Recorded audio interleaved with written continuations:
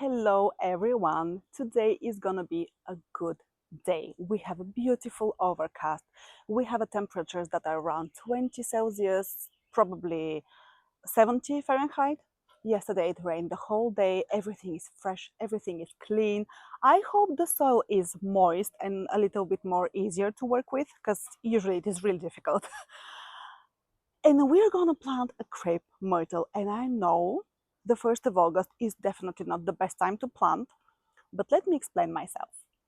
In my country, I live in Bulgaria. Usually, if you want to buy a crepe myrtle, you have two options. You either buy a really small plant, like a 50 centimeters big, or you buy a tree that is a single stem, single trunk, and very, like usually, most commonly, it is grafted. So if you want to grow a multi-trunk crepe myrtle, you either buy it like a really small plant, like the one that I bought and planted a couple of weeks ago, which is a pink velour variety, or you just have to buy a single trunk grafted tree. These are the two options. And I really adore multi-trunk crepe myrtles. I love them. They look so beautiful, but I have never seen one in real life, to be honest, because in my country, they're just grafted single trunk trees or shrubs.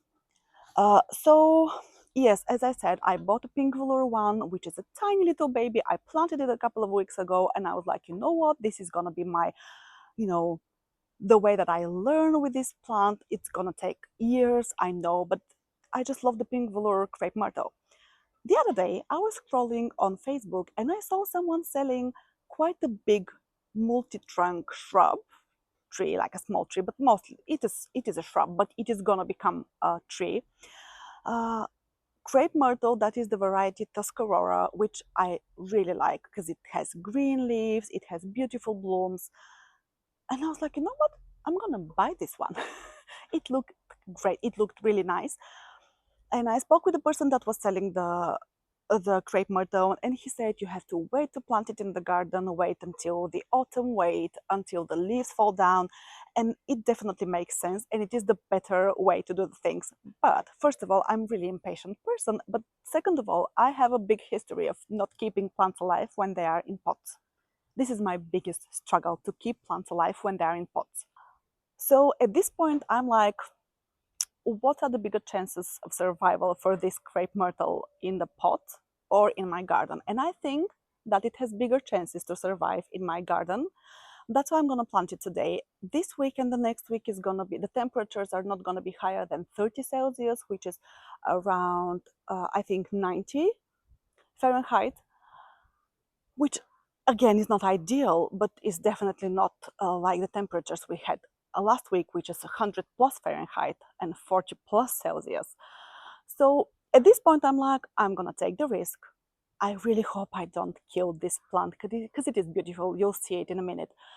And also, we have two echinaceas to plant as well. So I think that if we think positively and if we keep our fingers crossed and if we water frequently, maybe I will manage to keep the plants alive. And I think it's time to dig in.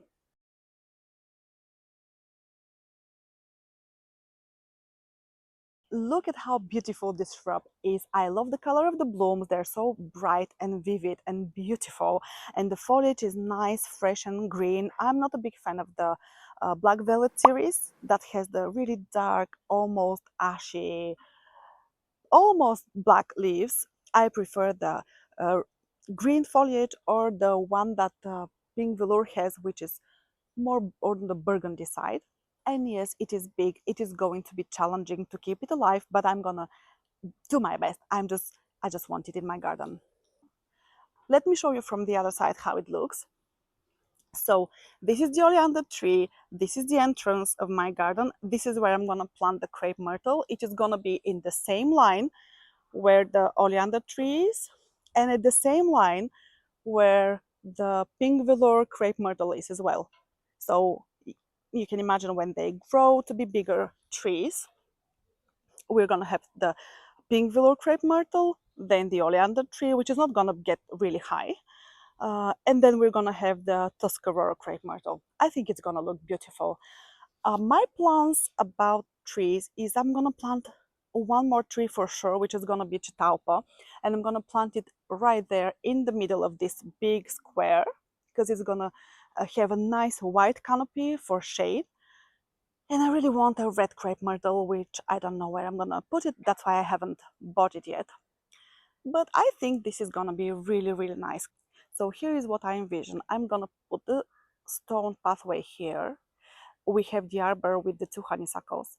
Then I'm gonna plant some low perennials or annuals or who knows, who knows. And then I'm gonna have probably something a bit taller. And then we're gonna have the 2 flowering trees, the oleander and the crepe myrtle. And I think it's gonna be beautiful. Yeah, let's do it. I'm too lazy to measure, so I'm just gonna eye it and see if it is in the same line as the oleander tree, and I think it is. Maybe I'll put it a little bit more in this direction so that when it grows and it has a wider canopy, it doesn't bother with the hedge.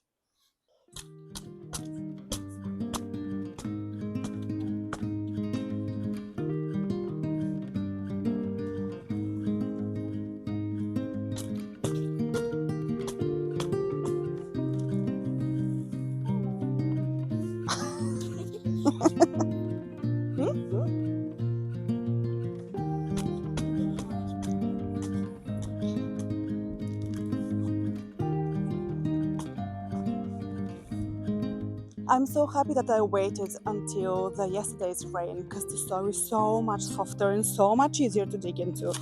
Usually it's really hard.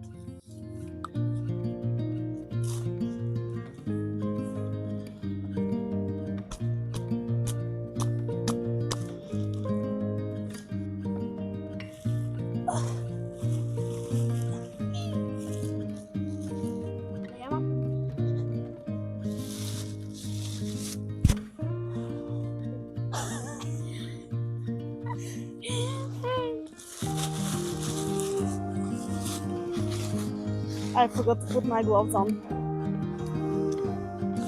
Thank you.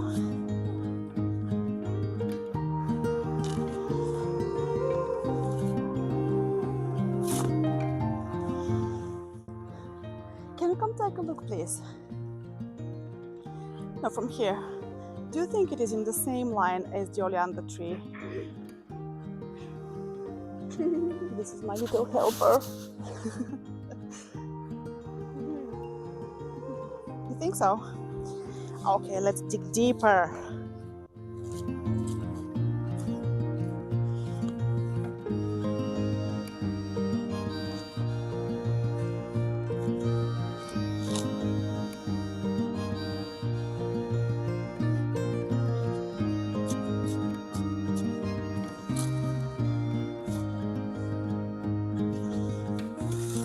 I have one packet of soil that I'm probably gonna be using, but I want to use my native soil as well, so I'm gonna keep it here in this card box. So I will be able to use it when I plant the shrub.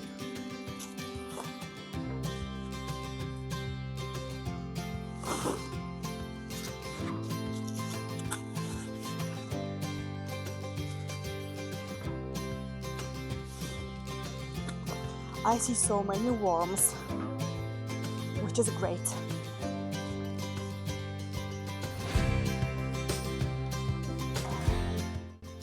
Oh, I dig a bit too deep, so I'm gonna put back some of the soil. But this is not bad, because now the soil is much more aerated.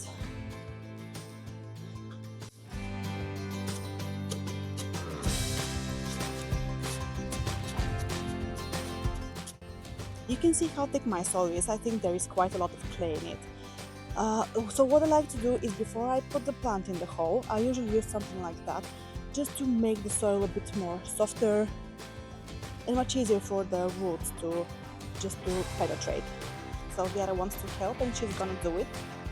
We just scratch the surface a little to make the soil not that thick.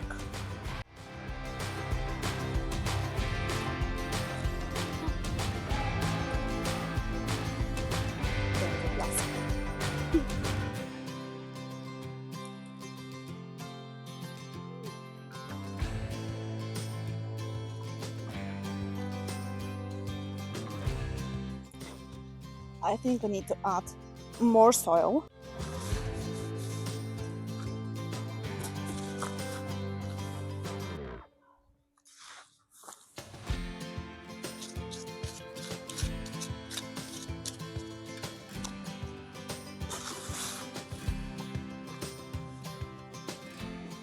You can see there is quite a big lip in the pot. So what I'm gonna do is I'm gonna water the crepe myrtle, I'm gonna take it out of the pot, and then I'm gonna put the plant itself in the hole and see if it is the good size.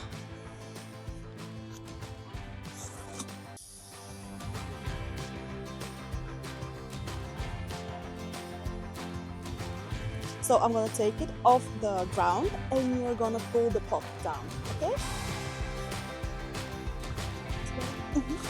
Ah, that was easy. Much easier than anticipated. Thank you, Yara. And now let's see. No, it is still too deep. Wow. It seems like the root ball is gonna break. You see here? So I'm gonna be really careful.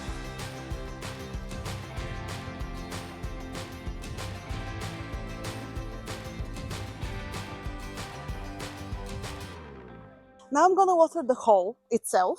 I don't put too much water because my clay soil doesn't drain very well and I don't want to plant it in a pond.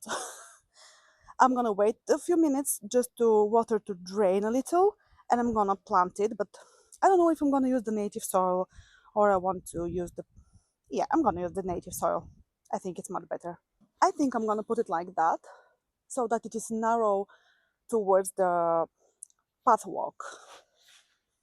Yeah, it is really beautiful.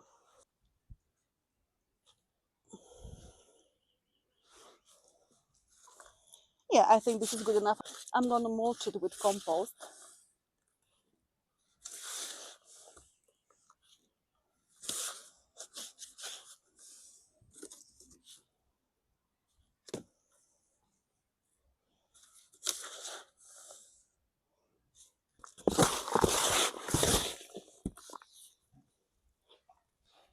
Now let's check if it is straight up.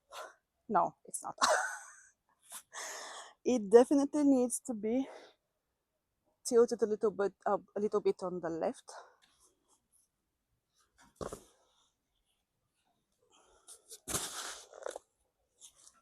Now let's see.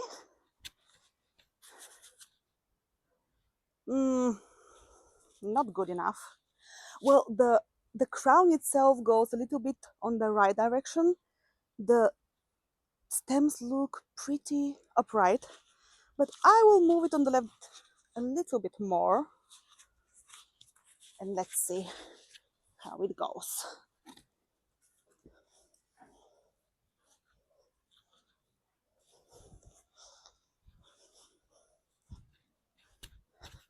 Vera, can you please come and give me your opinion?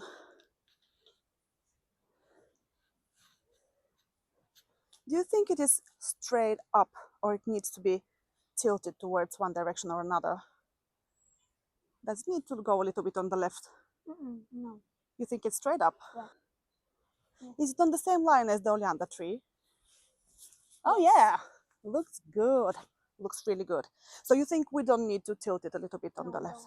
Okay, thank you. It is so much easier when you have someone to help you. I'm gonna put this soil that I have here and then I'm going to just open a pack of compost and I'm gonna apply the compost on top of the soil. Yeah. There is a sucker here, which I'm not gonna remove, but maybe I have to. Now that I think about it, I will remove it. Because I'm gonna grow at least one more trunk, but I want something to be right here or on this side. I don't want another in this line because we have enough of this. Is this a sucker? I'll leave it like that and we'll see. If it is in a good spot because there is enough space between these two trunks. It looks good. I'm gonna leave it like that and we'll see with time if it is a sucker or just a weed.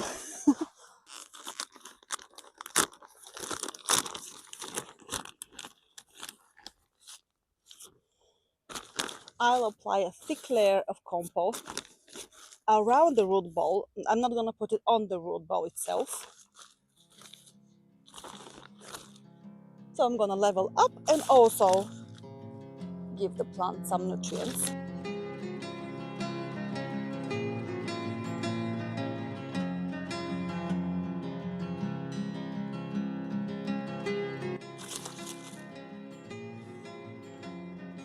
And now, just to make sure there are no air pockets in the soil, I'm gonna press like that.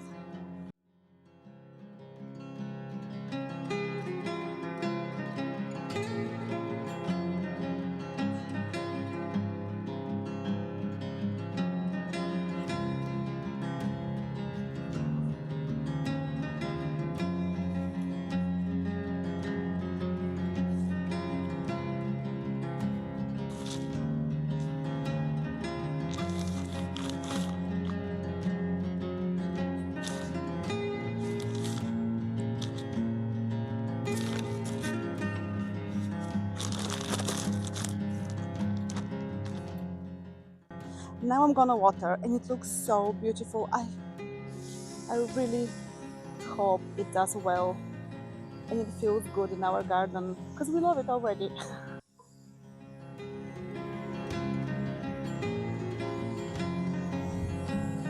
Ta-da! Look how gorgeous it looks. I think it belongs in our garden. And even my shirt matches the blooms. So yeah, let's keep our fingers crossed. I hope it feels good in our garden. I hope it grows into this beautiful multi-trunk tree that I envision it to be. And it likes our winters as well, because you know this is quite a warm loving plant, but they they say it's hardy up to zone 6 maybe. We are 7B, so I think it will be good. Before we continue with the echinaceas that I want to plant as well today, I need to do something for my oleander tree. Let me show you. This is the support stick, the bamboo stick or something like that, that literally cuts into the tree, and it is really bad. It looks really bad. Probably there was some wind last week that was blowing in this direction, so the tree was rubbing into the stick and it looks really bad. I was considering just to cut it a little bit or to put something between the tree and the stick, but I have decided I'm going to remove the stick, like the whole stick. I'm going to remove it and I'm gonna see what happens. I think it's gonna be better for the plant.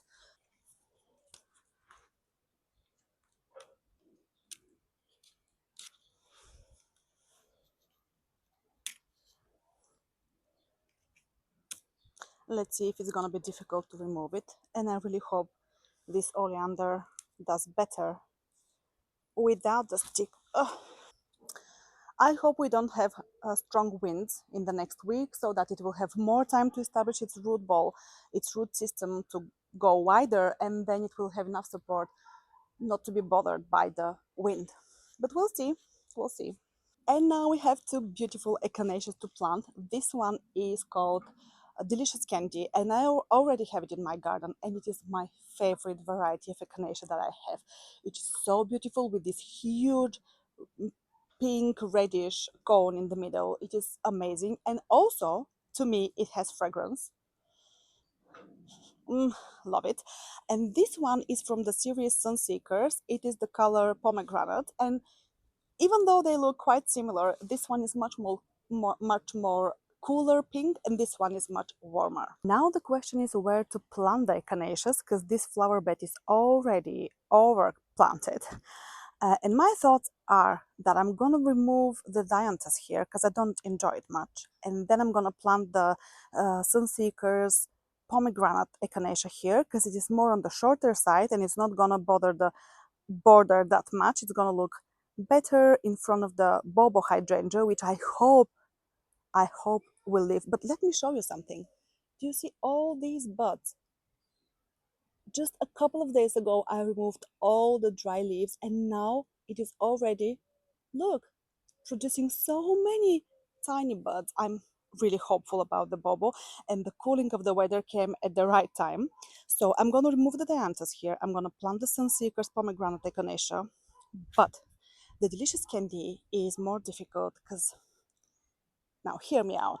I know I recently planted this sombrero double pink one, but I don't like it here because it is very close to the color of the Penelope Lively rose and very close to the color of my sceptered isle rose, and it just doesn't create enough contrast. So what I'm gonna do is I'm going to remove this echinacea here, the sombrero double pink. I'm gonna put it somewhere else, probably right there behind the delicious candy. And I'm gonna take the second delicious candy and I'm gonna plant it right here. So we're gonna have two delicious candy echinaceas, which are much brighter and create enough contrast, and they're going to frame the sceptered isle rose in the middle. This weather is such a blessing. It is so nice to work in the garden, and so nice to know that your plants are going to have some breath of fresh air.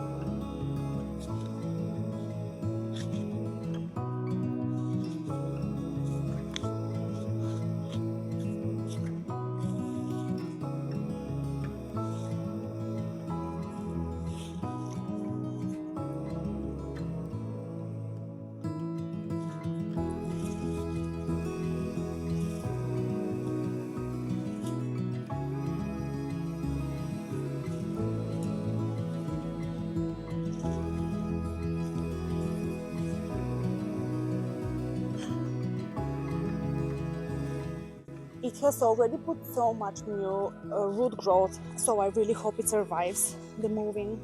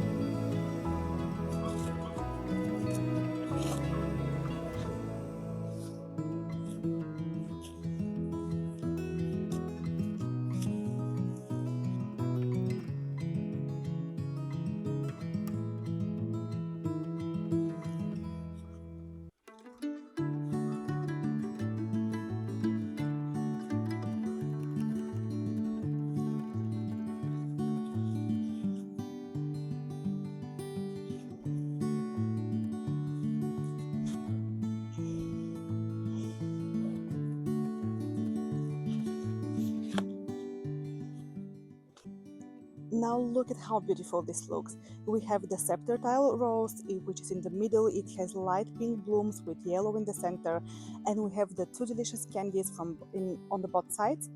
They're really bright and vivid and just frame the rose so beautifully. We have the Salvia nemorosa caradonna on both sides. We have the Nepeta Persian blue, and it is going to create such a beautiful harmony of colors.